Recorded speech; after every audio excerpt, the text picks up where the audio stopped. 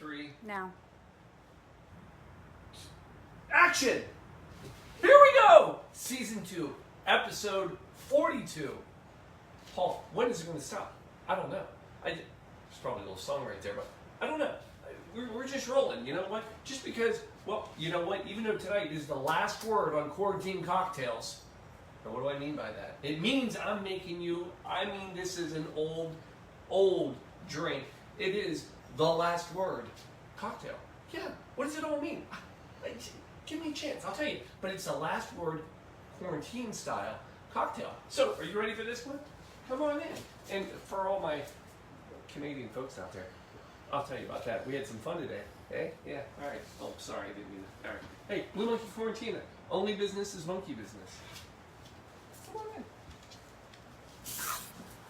So, yeah, I had to work today. I actually had to do... Folks, you don't understand the excitement in my life.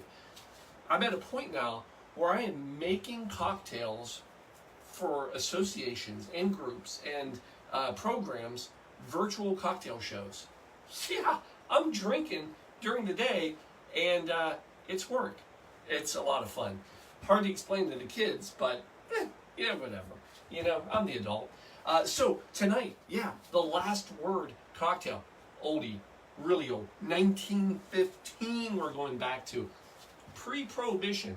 I don't know if you keep track of how many cocktails are pre-Prohibition and post-Prohibition, but there's not as many pre-Prohibition cocktails. Not that have survived and made it. This is one of them, and this is a great one. So, we're going to Detroit. Detroit Athletic Club.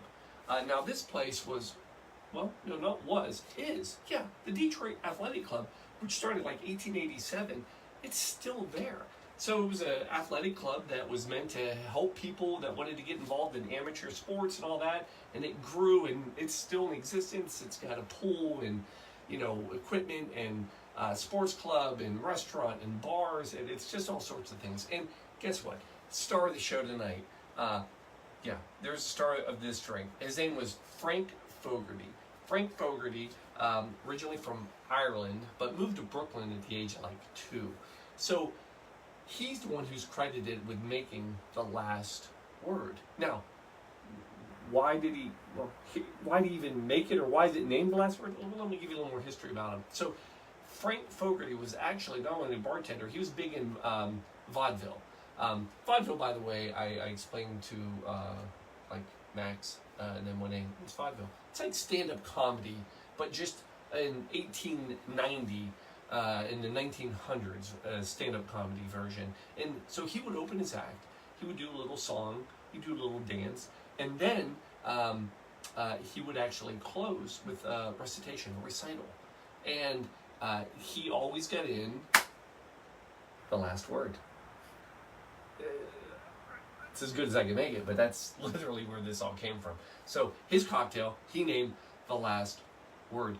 Now, this drink, even though it was pre-Prohibition, it got a little popular, but then it kind of disappeared, but it had a rebirth. 1951, it actually got published in a cocktail book called Bottoms Up. Speaking of cocktail books, I have a cocktail book too. It's not called Bottoms Up, it's called Quarantine Cocktail Show Table Book. Yeah. It's just a book. All right. You're allowed to buy it though. I'm just putting it out there. So anyway, so it gets a little bit of a resurgence, but then it really pops back when 2004, Seattle, Washington, the Zigzag Cafe. I gotta think there's some people on here that have been there. It's at Pike's Place, it's a little bar there, but Zigzag Cafe. Murray Stenson, yeah, Murray, you all know Murray. He's the one who brought it back. He found it, thought it was delicious, and did it. And now the last word has become the base template, if you will, of all sorts of new drinks. So we've got like the Dutch word.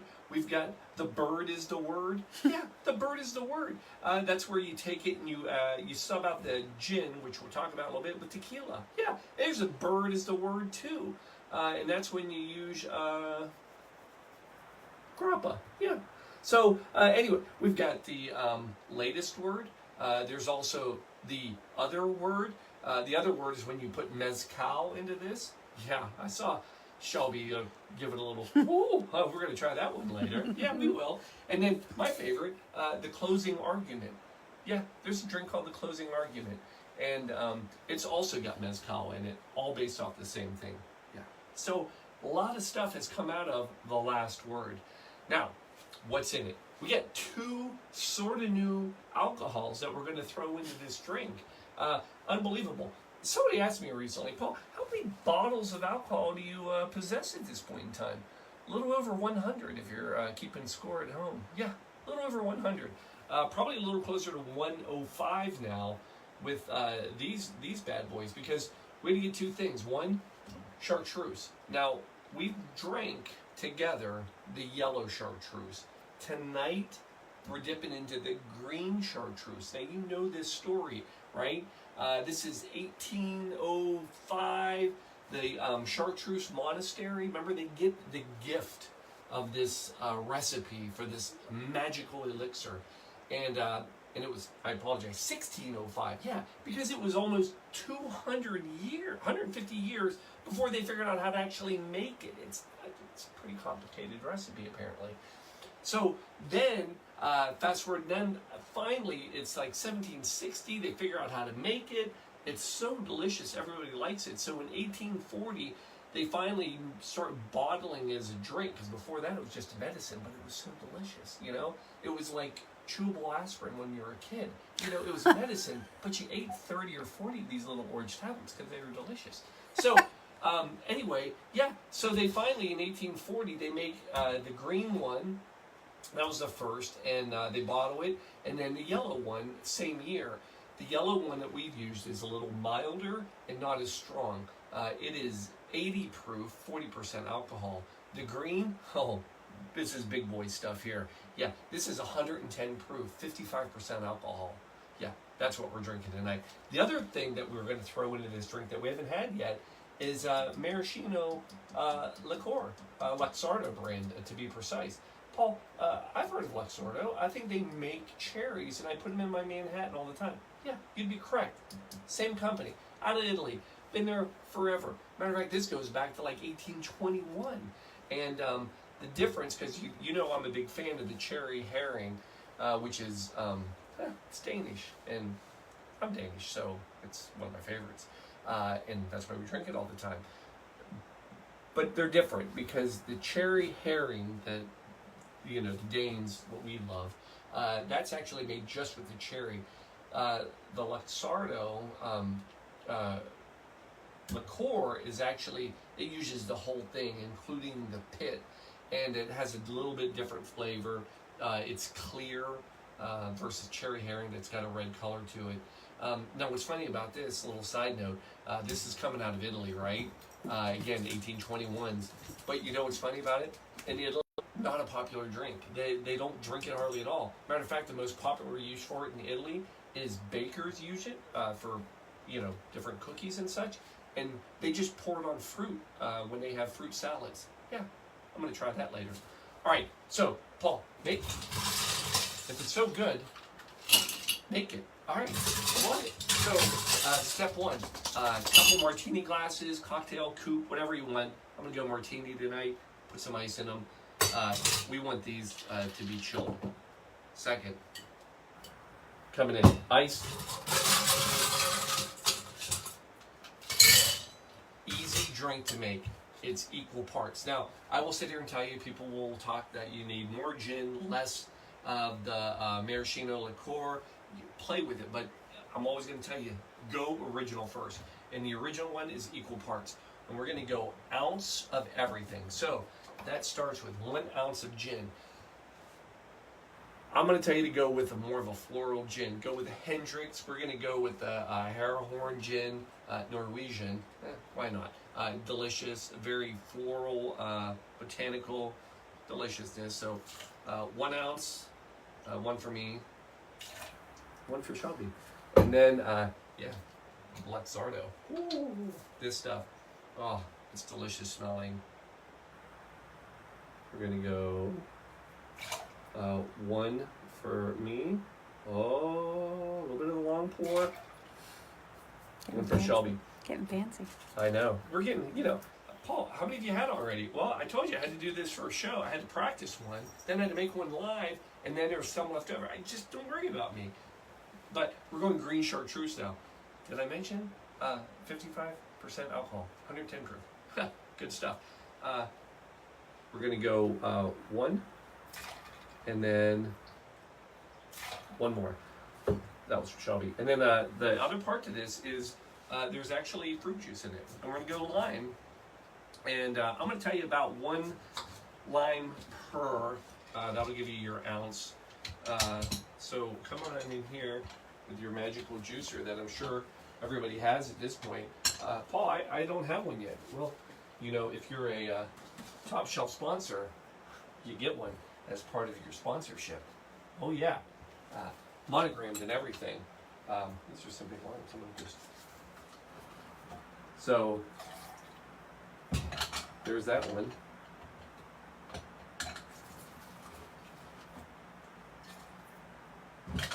One more there, coming in now. Shelby gets hers. Thank you. You're welcome. Yeah, you wouldn't like it without the lime. I don't know, maybe you would. The green chartreuse it's a fun little drink. It does have a bit of a medicinal flavor to it, but again, you just heard me. I was apparently a children's aspirin, orange aspirin addict when I was a child, so I had that going for me. Last thing, again, pre-prohibition. Emergency. Yeah, emergency. Pre-prohibition. A lot of people don't know. Made a big comeback in the 50s. Really strong comeback right now. I mean, this stuff, it's taking care of people. Not taking care of our show. No, it doesn't sponsor us, but you know what?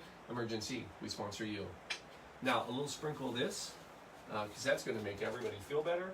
And then, coming in with the mix. Give it a good shake. Give it cold, folks. How's your day today? Fantastic.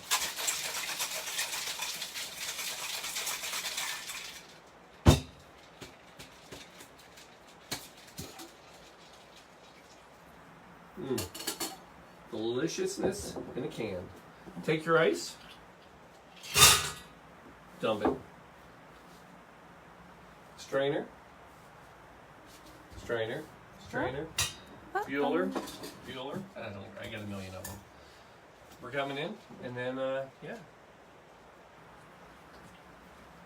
Oh, it's pretty. It is. Nice green color. I mean, doesn't it just look fun? Sure does. It smells good, too.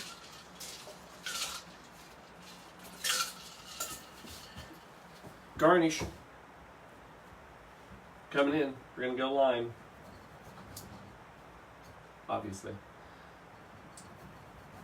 We're going to do some lime wheels. Oh, how many lime wheels are you going to cut? 4. Enough for a car. I have 4 lime wheels. I could make a lime car if I wanted to right now. Don't you worry about it. We're going to put 2 on the side. And we're going to slide 2 in the drink. There it is. Boom! Right there. Quarantine. Last word. Is it good? I already know it is. But I'm going to try one just for you. Citrus smell. And you definitely... And it's actually not all the green chartreuse. The maraschino liqueur also has a real strong, pretty smell. Oh, yeah. That's good. That is good. Ice cold. All that flavor. It's just, there's like over 180 different herbs in this darn thing. You can taste all of them. You can't really. So, there it is. That's your last word. Now, let me leave you with this. So, a couple things. First of all, the last word, it means a lot of different things. But you know me, I got a little bit of a death side to my life. So what I think, when I hear the last word, I literally think of people's last words. And there's some good ones out there, folks. There's some funny ones, and there's some kind of sick, twisted ones. For example,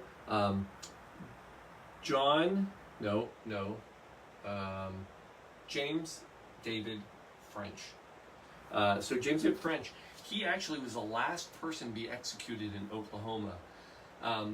So Mr. French killed his cellmate, and that was not thought of as a good thing, and was sentenced to death by electrocution. So when he was in the chair, his final words to the press that were all there was this: "How about this for your headline? French fries." That's good stuff. I love right to the end. Good for you. Good for you, Mr. French. Humphrey Bogart, he had a great one. I just admire it because it had to do with alcohol. And his last words as he died was, I should have never switched from scotch to martinis. I've said that many times on a lot of things. We had our scotch kick. But, Paul, I don't understand why you're wearing a freaking Maple Leaf t-shirt. And you have it, and I'm going to tie it together right now. So I told you I worked today. I was working. And I had a lot of fun doing a conference with all of my fun friends in Ontario, doing a cocktail for that Canadian crazy death care group, OACFP. If you're on that here, watching it again, God bless you. But yeah, so we were doing it Canadian style today, and the final last words, final, that I shared with them, I will share with you. And that is the words of Wilfrid Laurier. Paul, how in the world would I know who Wilfrid Laurier is? Well, you do, because if you've ever been to Canada and you get a $5 bill, that's who's on it. Yeah, he was prime minister there for 15 years, way back in like 1896. And he was one of the premier prime ministers. Huh, that's fun to say. Anyway, he was one of the greatest leaders in Canada, and his final words, which I leave you with today, is this: "C'est fini." Yeah, it's finished. It's over. Yeah, just like the show tonight. It's over. C'est fini. Cheers. Chink. I love you all. Guess what? You just had the last word on being humped on a Wednesday. Well, I don't know. We'll do it again next Wednesday. Don't worry. But by God, get yourself a last word cocktail, folks. They're delicious. And on that note, And buy a book. and buy a book. Put a coat on a kid. Oh yeah, I forgot to. Actually, I didn't forget about that. Hey, love you all. Get your coat. Get your books. We get the coats. Good night.